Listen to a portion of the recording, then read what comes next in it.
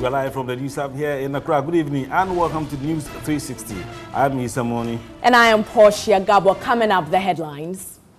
News 360 Headlines is brought to you by Deluxe Paid, GT Bank, and Calipo.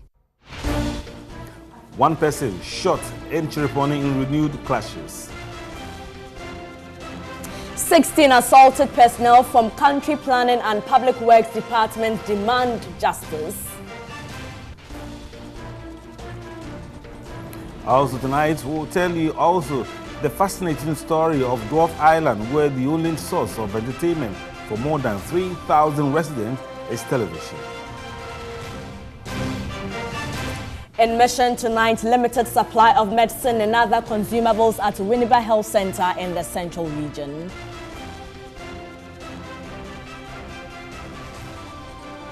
In international news, at least 24 people killed after tropical storm hit Zimbabwe.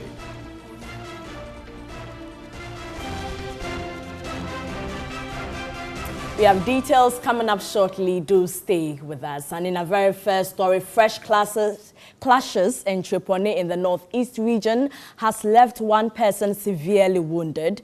A police report signed by the Northern Regional Police Public Relations Officer indicates the 22-year-old victim is currently under emergency medical care. The police in its report said the victim, Jabubu Fuad, who was shot by unidentified persons, has been rushed to the Tripoli hospital. Upon receipt of the information, security personnel were deployed to the area to prevent reprisal attacks. The police, however, say there was near violence at about 4 a.m. on Saturday at Kwame Nansoni, Tambong Naja and surrounding communities. Security personnel were again dispatched to the area. Meanwhile, police and military patrols have been intensified. An investigation is being carried on circumstances that led to the shooting incident.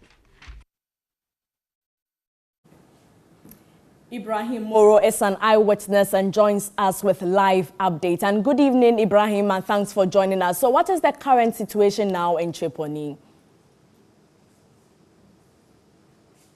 Ibrahim.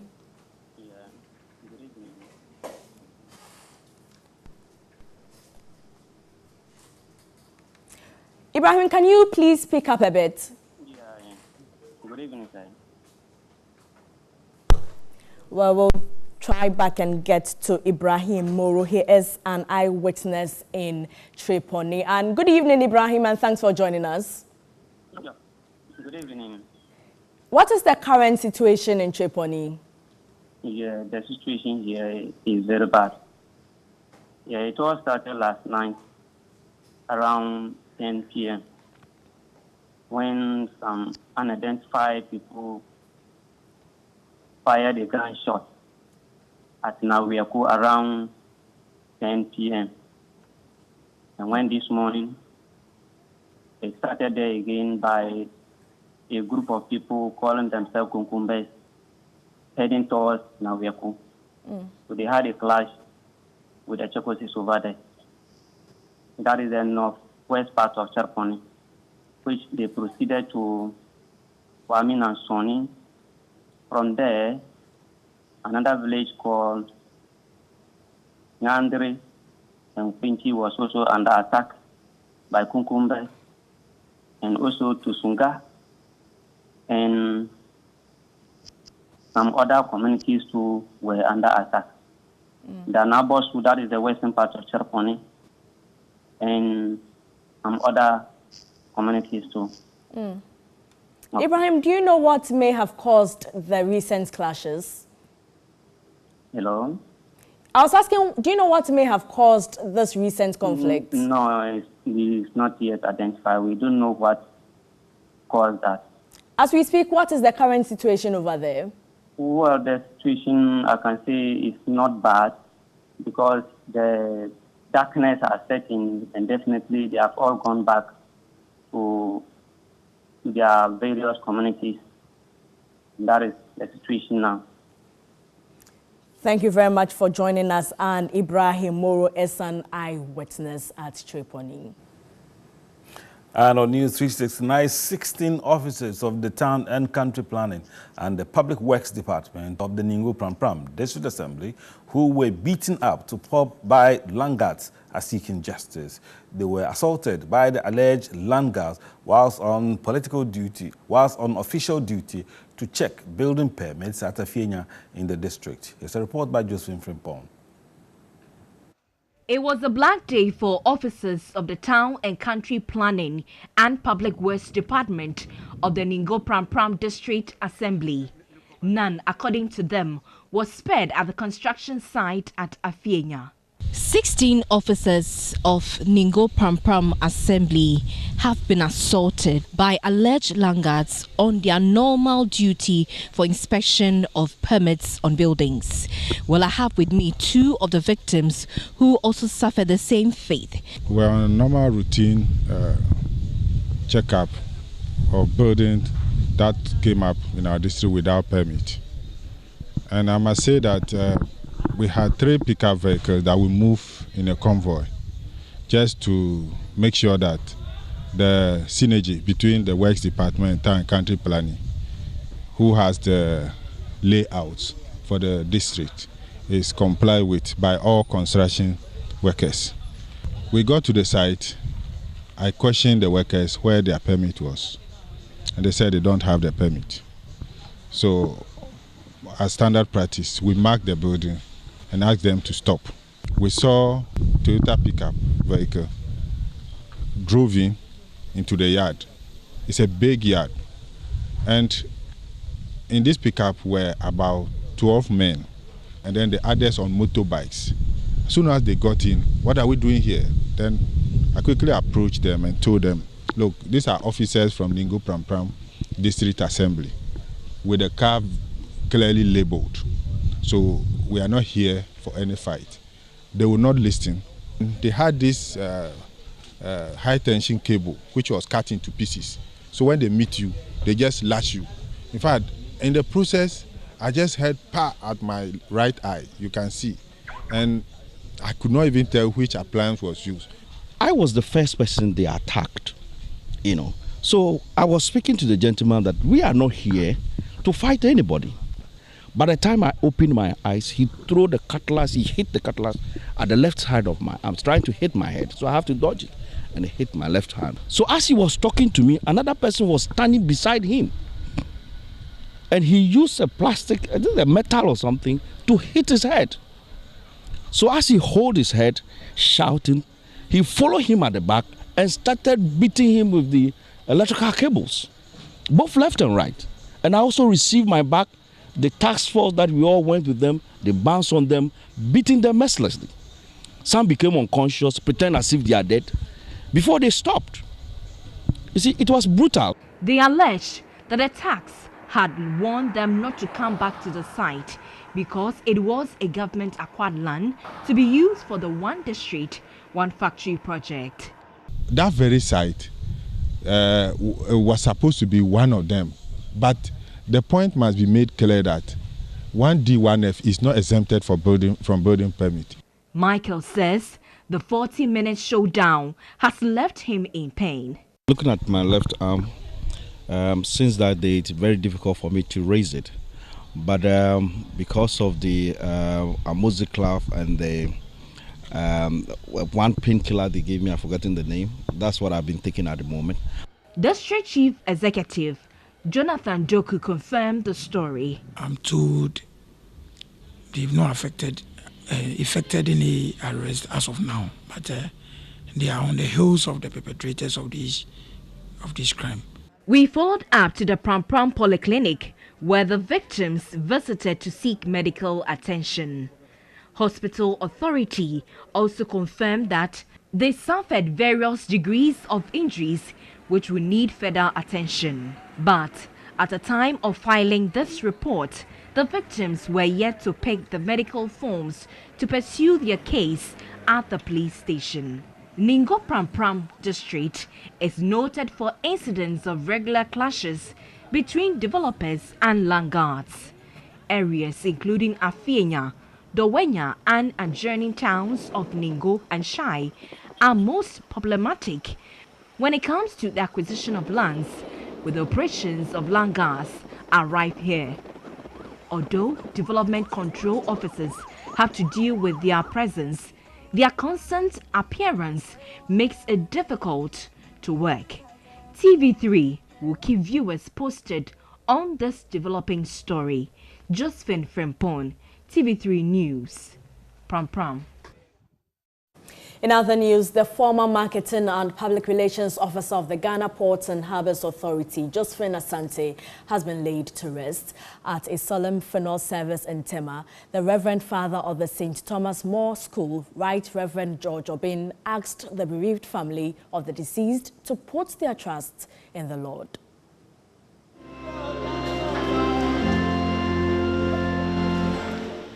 The service attracted people from all walks of life, including former directors of the Ghana Ports and Harbours Authority. A short documentary of Madame Josephine Asante was shown to eulogize her social life, achievements and work at the authority. Reverend Father of St. Thomas More School, Right Reverend George Obin preached a sermon. In this world, if you want to live for what is right, nobody will laugh. Madame Josephine Efua Asante, affectionately called Jo, was born on Friday, August 1969. She started her education at the Tema Parents Association Primary and moved to Holy Child Secondary School and University of Ghana, where she read linguistics and English. She also taught at the Ghana Education Service and the non-formal educational sector and worked with the Price Waterhouse Coopers before joining GPHA as a senior private secretary. Madame Josephine Asante studied for a Master's of Business Administration at the Paris Graduate School of Management. She held positions as a Public Relations Officer at the Golden Jubilee Terminal, the Fishing Harbour, and the Tema Port Head Office. In 2017, she was made the Marketing and Public Relations Manager of the Ghana Ports and Harbours Authority until her demise. Josephine! Who did this to you? Josephine, God! Josephine left behind a son and a husband.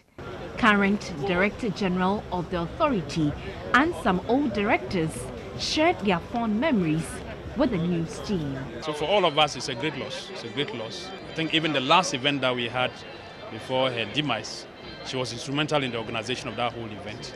And that whole night, we're all together looking forward to a busier and more prosperous year. Unfortunately, the sad event happened. During my term, we pushed her around the various departments to see what she could do. I was really shocked to hear, this situation, because I knew her both in the organization and outside the organization, and I knew she was a very lovely lady. So I didn't see how she could be involved or somebody could have some issue to the extent of wanting to terminate her life. She's very calm, very obedient, very hardworking, and we are like a family. So it's a bit difficult for us, but we know that she's in the arms of the Lord, and that is what consoles us. Our thoughts are with the family, and may her soul rest in eternal peace. Away from that, former National President of UTAG, Dr. Harry Agbanu, is calling for the resignation of the Vice-Chancellor of the University of Education, Winneba, Professor Aful Broni, for poorly managing the university. But President of Academic City College, Professor Fred Mbonluri, however, blames the crisis at university on excessive political influence, insisting changing heads of institution is not the solution to the impasse. They spoke on the key points. Former National President of the University Teachers Association of Ghana, UTAG, Dr. Harry Agbanu, said beyond the resignation of the Vice-Chancellor, Professor Aful Broni, the chairman of the university's council should equally be removed. Having appointed a Vice-Chancellor illegally, not following the status of the university, is a very wrong precedent that has been set, and that is the beginning of the problem. And so that is why we think that the first step to reconciliation should be the dismissal of the illegal vice-chancellor hoisted over the university, who today thinks that the university is his private property. The university has become a private SHS or GSS somewhere that the headmaster or the proprietor gets up and decides how you walk, how you talk, who your friends should be, the books you read, the time you sleep, whether you are entitled to go to court or not. That must stop. A second look must be taken at the council that has been constituted, because the council chairman himself is not fit to be there because he's vindictive. President of Academic City College, Professor Fred Magbonlori, however, blamed the chaos in the university on political influence, adding that removing the vice-chancellor alone will not solve the problem. Most of the people that I'm hearing talking about what is going on are politicians. Regional minister is involved, member of parliament is involved. Sometimes you lose count of who is actually in charge of the university.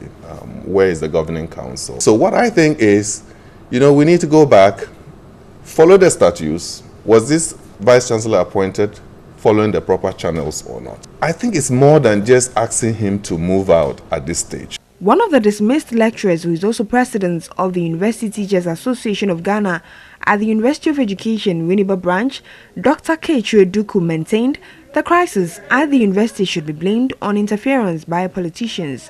Dr. Duku echoed calls for resignation of Professor Afubroni, insisting he had lost the moral rights to lead the university. Politicians determining the fate of the university. So if you are talking about political interference, this is a typical example. So whose authority do we now oblige? That even led to the brutality that we saw on campus when some students decided to take the instruction from, or the information they've received from the honorable, that the school is not closed down. So if the school is not closed down, then they can hang around, only to be asked to go home because the school is closed down. Senior lecturer at the University of Education, Winneba, Dr. Ahmed Jinapon, noted the problems in the university could not be solely blamed on political influence. I have followed this UEW on pass and I've been very, very involved since 2015. I must say for the record that Afenya Makin is a very, very good friend of mine. Very good friend of mine. He, Honorable Afenya Makin, when he was working with Professor Afubroni to get Avoke ousted, no one was saying there was political interference. Today, he's saying that what is going on is wrong. And it's wrong because of what we, the lecturers, are witnessing. They are saying political interference. The University of Education, Winneba, has been closed down following protests by the students demanding the reinstatement of some dismissed lecturers. On Friday, Minister of Education Dr. Matthew Opoku-Prempeh brought together folding factions for peace talk. According to the minister, the prevailing situation at the university was a source of worry to his ministry and other stakeholders. At least 30 staff have either been dismissed or demoted at the University of Education, Winneba, as accusations and counter-accusations on the administration of the university culminated into students' demonstration. You're watching News 360. For most communities without electricity, looking for entertainment at night is like looking for a pin in a heap of sand. Imagine a community with about 3,000 people with only one means of entertainment, a television.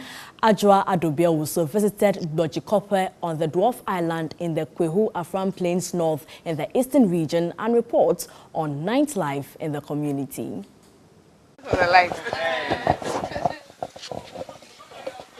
There is no electricity supply in the 150 communities found on the Dwarf Island. It was a silent night in most homes as one of the two televisions in Dojikope is off. Compared to other villages with electricity, residents here are usually glued to any of the two TV sets in the community, powered by solar panels or car batteries. Quite frankly, it is common to find teenage pregnancy in communities without electricity, but Bojikope is different. Young people alike spend their evening watching movies. For the busy houses, radio sets are seen hanging in front of these homes with music playing.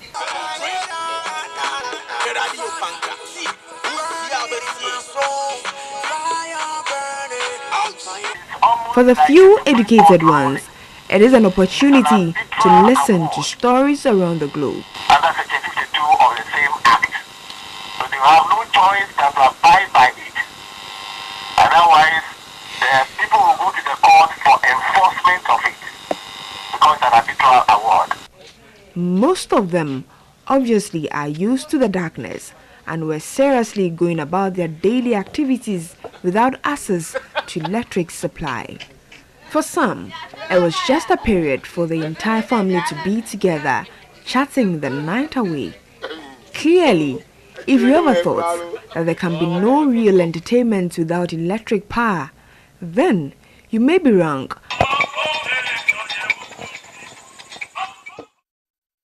Let's shift our attention to the Ashanti region now. And Ogo is an indigenous delicacy of the Asantes, which has over the years lost its popularity.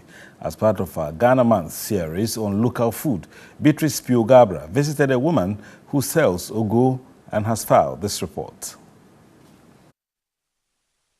Meet Akosia Brefi, who sells roasted plantain and groundnuts, popularly known as Kofi Brokman, at Stadium, a suburb of Kwase. She has been in business for 5 years and over the period expanded to add cocoyam and yam with roasted dried tilapia or kobe to serve the needs of clients. Akosia started selling Ogo when some clients started demanding for the delicacy. To prepare the meal, one needs roasted cocoyam, pepper, onion, groundnut paste, salted fish and oil. After mashing and grinding the ingredients, Akosia packages the meal in a disposable bowl and garnishes it with sliced pear, spring onions and a piece of kobe for 10 cedis. She serves the meal in takeaway packs for her clients. Akosia receives about 17 orders daily for the meal, which is preferably eaten in the afternoon. She touted the health benefits of local foods and commended TV3 for using the month of March to promote Ghanaian dishes. Our local foods are very nutritious. We need to eat them more often than junk food.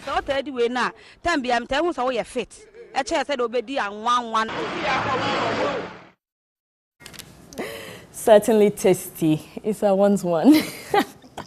You're watching News 360, and in other news, a 32-year-old footballer has now resorted to braiding hair after his dreams of becoming a top footballer was shattered after several trials in South Africa. For many, the transition from football to beauty care is completely at variance. But why this choice? Ajwa Adobiowusu visited Kweku Damfasase and tells his story. With consecutive successful FIFA World Cup performances and even more success at international levels, coupled with an abundance of raw talent and a football-mad nation. He scores!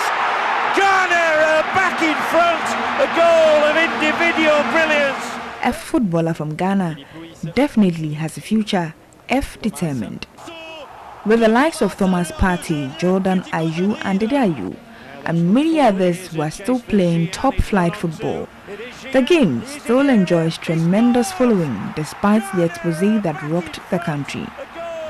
Over the years, Ghana has shown a real emergence as African football giants. That is why many young people who started this football journey never looked back. At Ali Park in Odoko is where Asase's football career started. Since then, it has been laced with many challenges. Kweku Adamfo Asase is one of such players who had a dream of becoming a footballer and landing a successful career. His football skills is highly recognized by friends and family. I've known Asase for a decade. He was my senior when Coast came to Coast. He was what we call like senior. Let me say, he was under 14, I was under 12. Yeah, so that's what at times we play together, but not for because it's a senior. Like, you have to see this match is big and it's very smallish. I must say at that time. So, and you can mingle with us and play at the 12 session, and at times I can also play. The reason why we call him Asase, I think, when he's on the pitch, he controls the pitch. He was secured by one of Swaziland's football clubs. It was a premiership side, and Swaziland, their premiership is not on a higher level, so the payment and everything was like a little bit low.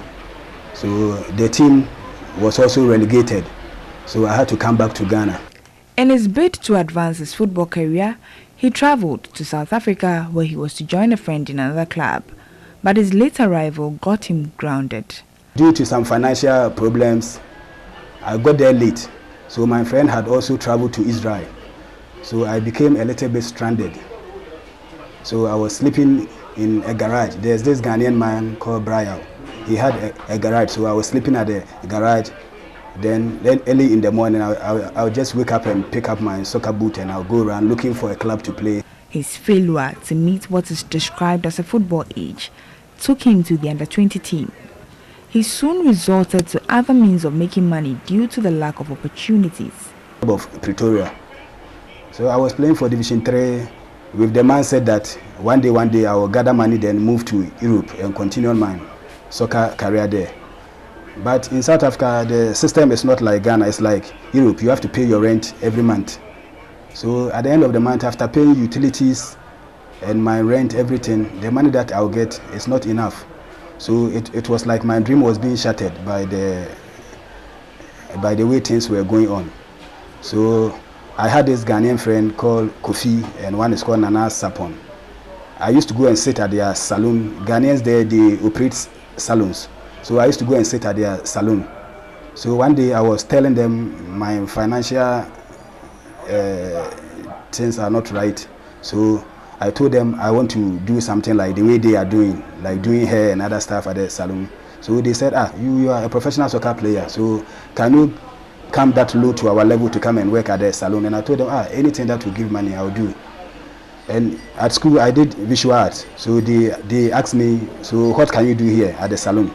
So the ladies were doing manicure and other things, and I told them I'm an artist, so I think I can use the brush very well.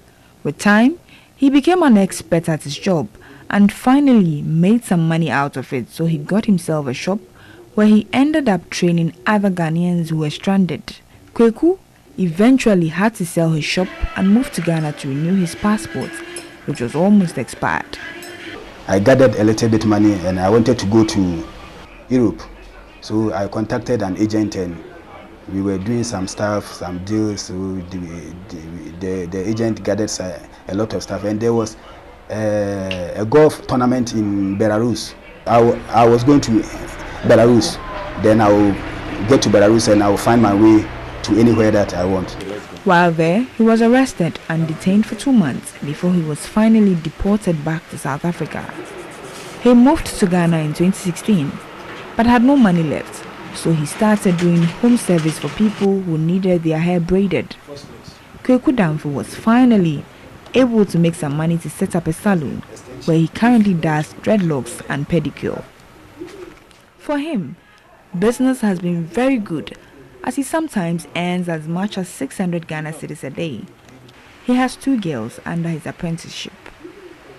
When life gives you lemons and you decide to make lemonade out of it, that is the story of Kweku Danfo Asase, who decided not to let his shattered football career become the end of his life. One day he may come back as a football coach, who knows? You're watching NEWS360, and as part of measures to improve upon the drainage system within the Accra Academy, Bubiashi, and Dakuman areas, Ministry of Sanitation and Water Resources is undertaking some drainage improvement works to link the storm drainage system to an underground drainage system in the Dr. Buzia Highway around the First Light Junction. This will entail some disruptions to traffic movement at the Kaneshi First Light Junction. The Ministry of Sanitation and Water Resources together with the Department of Urban Roads under the Ministry of Roads and Highways, has put in place traffic management measures to assist motorists around the works being undertaken. Motorists are to comply with these measures so as to minimize the impact of the work on the monitoring public. Motorists from Kwame Nkrumah Circle may divert through Fio or Audome Road and onto Ni Asre Aite Road behind Accra Academy School to get onto the Winneba Road. Motorists from the Graphic Road may divert onto the Ring Road West through Oblogo and other adjoining roads onto the Winneba Road. Motorists from Kaneshi Pamprom area may divert through Nite Kodin, Audome Road and other connecting roads onto the Winneba Road. News 360 from the News Hub here in Accra. Still to come tonight. Limited supply of medicine and other consumables at Winneba Health Center in Central Region.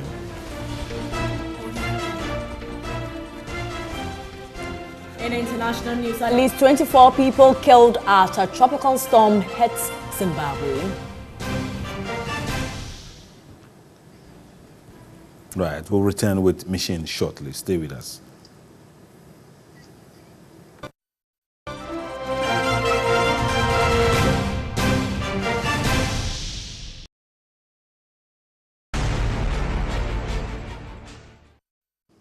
Hello again, it's now time for Mission. And Mission is brought to you by Star Ghana with funding from Danida, UK Aid and the EU.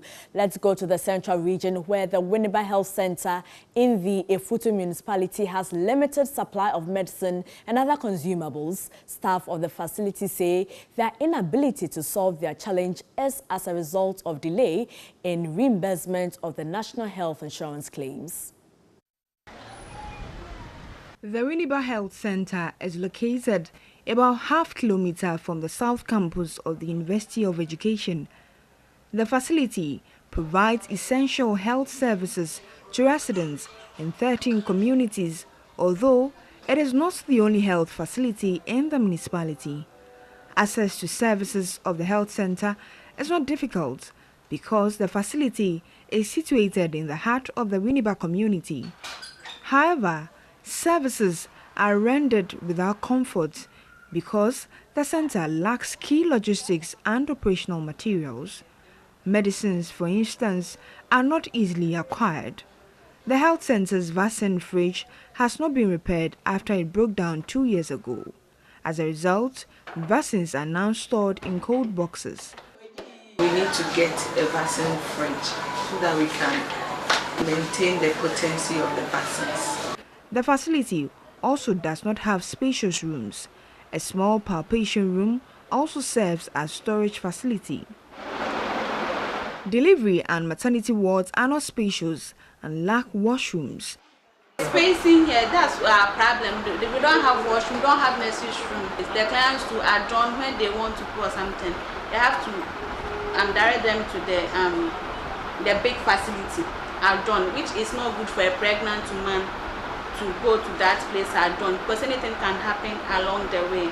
Health workers say the health center has not been able to solve the problems facing them because the National Health Insurance Authority is indebted to them. As a government facility, we rely solely on the payment of NHI claims to run the facility. So if the money is not coming, it affects the service we render. Supporting staff are also not being paid regularly. The Winneba Health Center shares wall with other abodes. Another challenge the health center is contending with is the disposal of fecal matter on their premises by residents nearby. Authorities say persistent efforts to prevent the practice have not been fruitful. The Efutu Municipal Assembly and Health Directorates are yet to address the concerns of the facility. Let's now go to the Western Region, and health workers at Wangala Krom in the Takwa and Soye municipality have no place of abode. Stanley Niblewu reports health workers have converted the health center's consulting room into a sleeping place. In Chemia, Wangala and Bedukrum are three communities located about 6 kilometers from New Mankasim in the Takwa and Soye municipality. The communities fall within the catchment areas of the Goldfields Ghana Limited, and used to have an increased population due to the booming activities of illegal mining known as Galamsey. However, the deployment of Operation Vanguard team to the community scared many and had to flee the community. Chief of Wangala Krom, Nana Kofi Juma Bio, corroborated the information the mission team had gathered. Before the construction of the health center, we had huge population. Majority of the people were farmers, but they have had to leave because their farmlands have been taken away from them by the mining firms. When the mission team visited the community, many residents had vacated their homes. The adjoining communities were fortunate to have a health center donated by Anglo-Gold Ashanti Duapium Mines to cater for the basic health needs of the people. After the makeshift structure serving as a CHIPS compound became weaker. The new health center has been built to include everything the facility needs, but patronage remained low. The donors also furnished the facility and installed a water system. Although these have been put in place to provide comfort for smooth operation of the facility, the water pump is not in use because the health center is not connected to the national grid. We work about 6 to 7 minutes. We go and fetch water.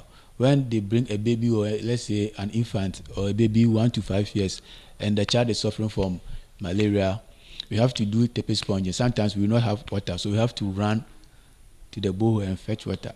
3 health workers have been deployed to man the facility, but they have no place of abode. On their own volition, they have converted the store and consulting room into sleeping places. A midwife assigned to the community refused the posting because she had no accommodation. In charge of the facility, Goke Nyangsen laments residents do not pay for services rendered to them. When the client comes to the clinic, he will not tell you whether he is having money or not. He will sit there, if it's injection, you will inject him or her, you will give him or her drugs. After treatment, then he will tell you don't have money. Some pay after treatment, others too, they will not pay. They will tell you they are not working, so give them some time. The facility is not on the National Health Insurance Scheme, but the Takwensue Municipal Health Director, Emmanuel Afrel-Kum, explained plans are in place to address the plight, although provision of a befitting facility has not been captured in the Assembly's 2019 budget. Putting up residential accommodation for the staff. So far, that has not been captured in the plan for 2019, but we are very hopeful that that will be captured so that it will be added on, and then we can have full complement of staff when service delivery is in full stream. He also assured of several interventions to improve patronage.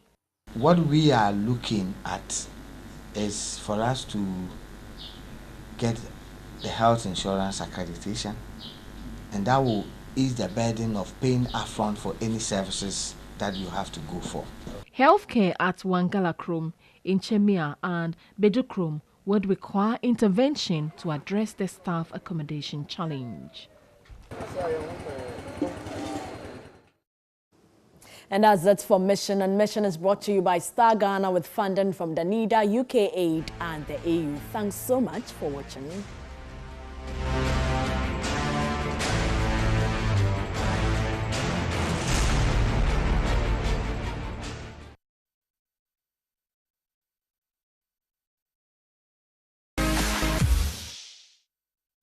And the 20th edition of the prestigious Vodafone Ghana Music Awards has been launched with TV3 as the official media partner. Shatta Wale, Stonebwoy, Kwame Eugene, Joe Metal and Sarkodie are in the race for the topmost category, the Artist of the Year. The main awards night will take place on May 18 at a yet-to-be-decided venue.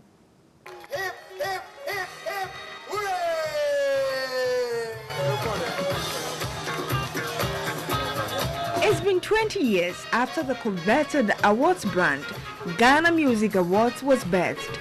The awards has over the period recognized deserving musicians, music industry practitioners and their work. Themed A Call to Celebrate Our People, Our Culture and Our Music, series of activities have been lined up to spread the euphoria. After this launch event, we will proceed on a train which will take us to Kumasi, where we'll be holding the nominees jam on the 6th of April.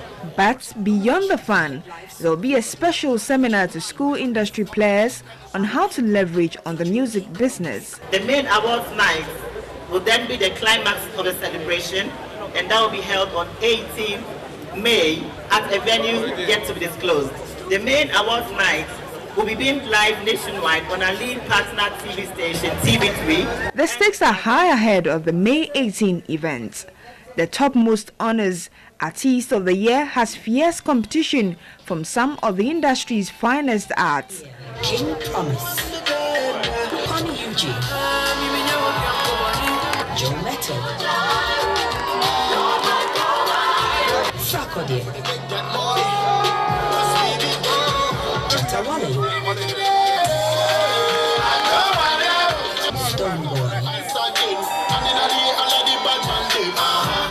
Who rules supreme at the 20th VGMA? One other category to watch out for is the new Artist of the Year. The category is keenly being contested for by Wendy Shea, Eddie K and Lamem Gang. Dope Nation, Kwamina MP and Kelvin Boy are also in the race for the new Artist of the Year. Nominations for Rapper of the Year. Sarkodie, Manifest, Medical, T-Flow and Olubini will compete for the Rapper of the Year. Joyce Blessing, Dinah Hamilton, Akese Brimpong, Obapa Christie, Joe Metal and Koda will battle it out for the Gospel Artist of the Year. The main awards night will see 5 pace-setters being handed Lifetime Achievement Awards. A special cake was cut to commemorate the 20th anniversary milestone of the awards. All right, so Artist of the Year, Posh, who is going to win? Joe Metal, Shatawale, Sarkodie? We'll see. Kwame Eugene? We'll see. All right, so now the game is on. We'll expect the best to win. That's it for this edition of News 360. I am Isa Moni. And I am Portia Gabo. Up next is Music. It's big.